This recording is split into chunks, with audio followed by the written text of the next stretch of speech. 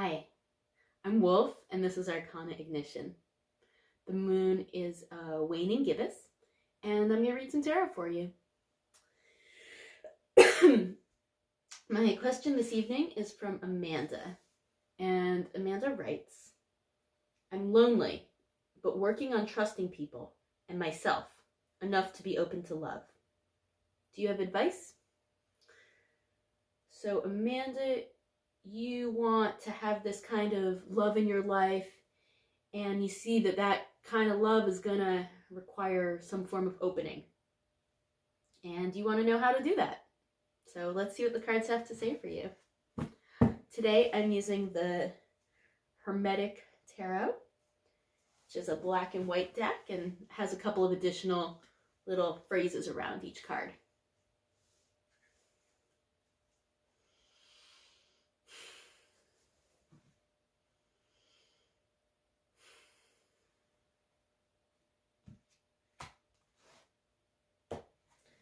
All right, Amanda.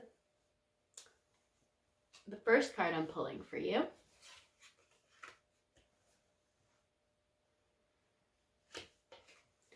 is the Queen of Wands. The Queen of the Throne of Flame. And the Queen of Wands is about the part of you that's really comfortable with taking the reins and exercising your power. The Queen of the Throne of Flame. Queen of Wands is often associated with witchcraft. And that's because witchcraft emerged out of or got its rep, its bad rep specifically, out of an age in which female power was being reviled, and it needed a way to be powerful in the face of the patriarchy that was doing so much to stomp it down. Queen of Wands is about you taking back that power. Queen of Wands is about you sitting on, what is this thing she's sitting on? It almost looks like a leopard. And she's wearing armor, and she's got flames coming out of her head, and she's ready to take it on. The next card that I'm pulling for you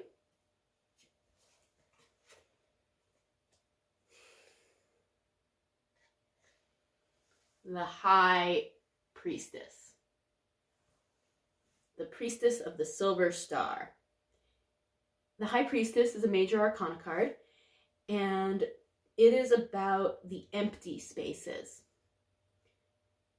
One way I like to conceptualize the High Priestess is if the Fool, which is the 0 card, is the void that exists at the very beginning of before time exists, and then the Magician is the Big Bang when it all explodes into being. After that, there were a number of billion years when the result of the Big Bang, just kind of from the outside, it might have looked like they were floating around in space, not doing very much.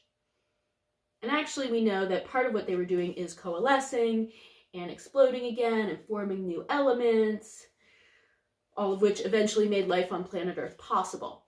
The High Priestess speaks of this time of emptiness and coalescing. It's where you really give yourself time to know what you want, to know how that's going to happen. This is a card of meditation. This is a card of fasting and celibacy and putting a lot of our overt pleasures and joys on hold so that we can access deeper, more durable pleasures and joys. And the last card that I'm pulling for you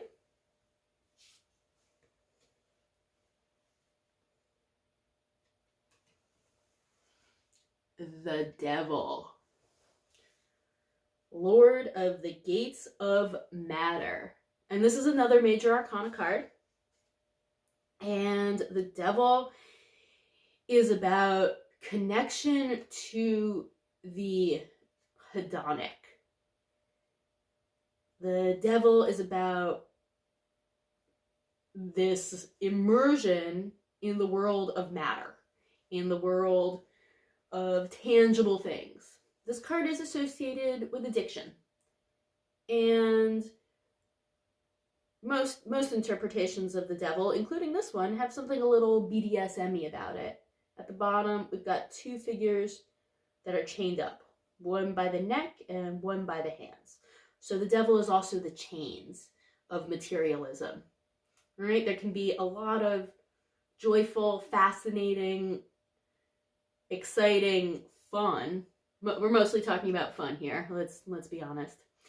The fun stuff going on, and it's also stuff that chains you, that holds you attached to this specific plane, even long after maybe it serves you. All right, so now I'm going to look at these three cards together and see if we can get some insight about your question, which is that you're lonely and you're working on trusting people and yourself enough to be open to love.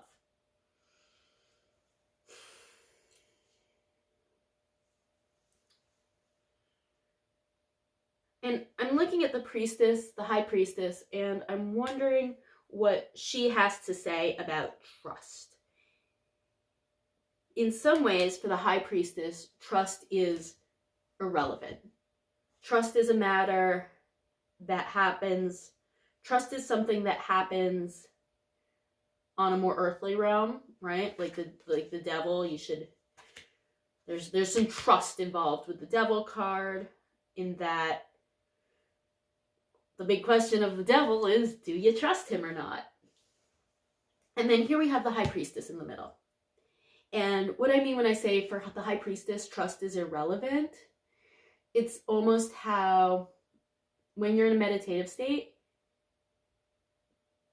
and things come up and you have this inclination to label them good or bad, right? This pain is bad, this thing I like is good. Both the good and the bad feelings are what traps you in the world of samskara, according to the traditions that inspire me to meditate. So it's a trap, right? Good feelings and bad feelings, they're both a trap and an opportunity to get stuck in this wheel that really isn't serving you and is just ingraining your habits over and over again.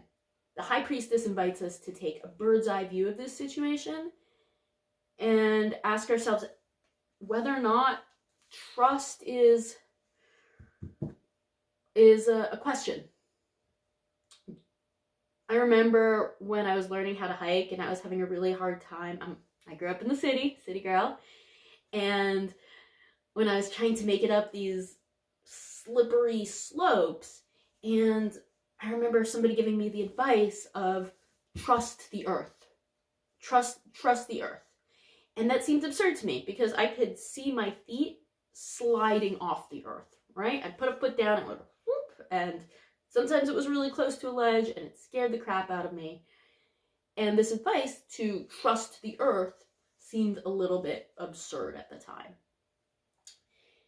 And there's this thing about the earth that it's going to be there for me whether or not I trust it. Trusting it might help me put my feet on it with more confidence, but regardless, it is there. So, trusting people and trusting yourself. You've got a lot of fire in you. You have this Queen of Wands thing going on, and it makes you volatile. It makes you subject to the whims, the minor breezes that feel like a hurricane.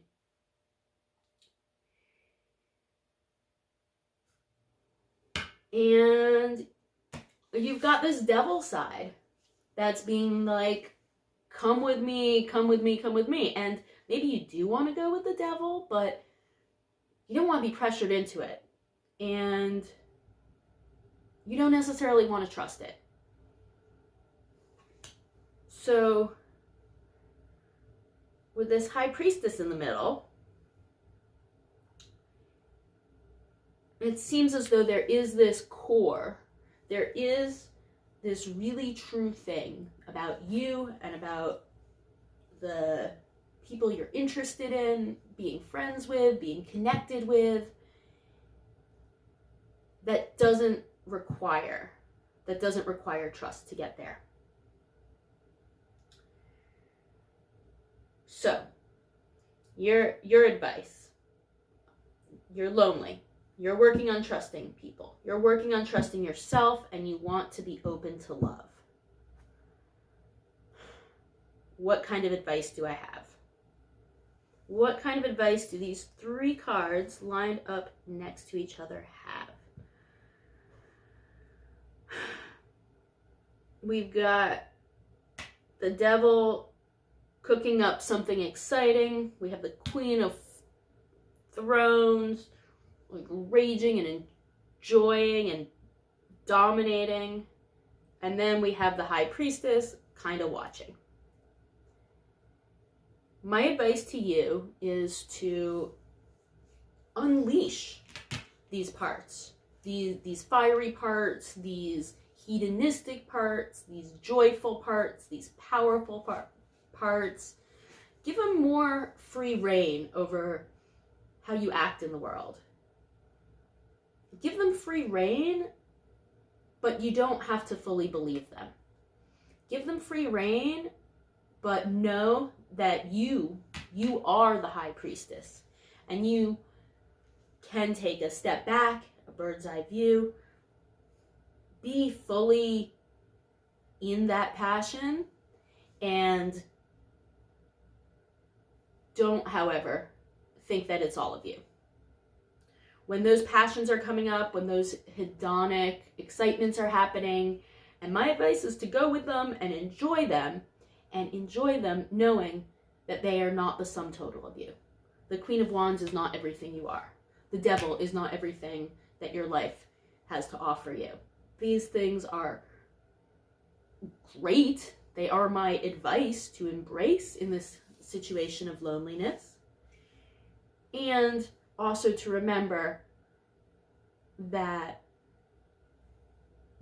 there's a part of you that can observe you doing hedonic, joyful, powerful, fiery things. There's a part of you that can look at this